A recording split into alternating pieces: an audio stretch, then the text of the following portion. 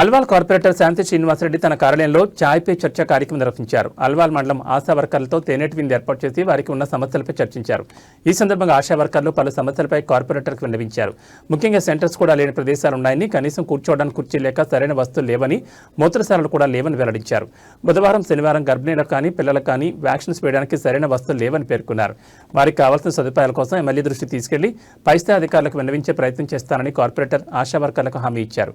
ఈ కార్యక్రమంలో ఆశా వర్కర్లు జ్యోతి, కోమలత, చంద్రిక, భాగ్య, ప్రమీల, అనురాధ తదితరులు పాల్గొన్నారు.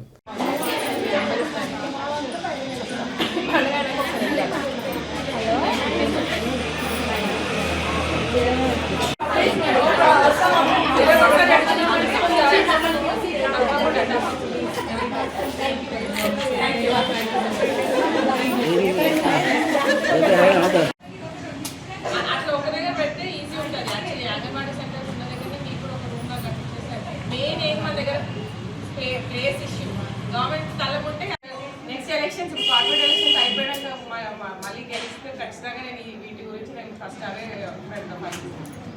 ఎందుకంటే నేను చాలా చూస్తున్నాను అది ఇబ్బందులు పిల్లలు కానీ ప్రెగ్నెంట్ ఉమెన్ కానీ అట్లా మంచిగా అంగన్వాడీకి పోయిన వాళ్ళకి ఫెసిలిటీస్ అనేది మంచిగా ఉండాలి.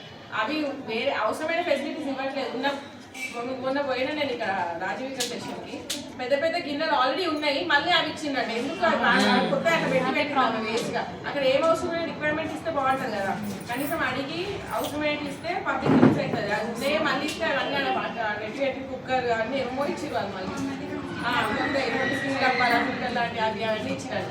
ఏం చేసుకుంటున్నారంటే కుర్చీలు కూడా వాడనే వాడారు, మూల పడున్నాయి.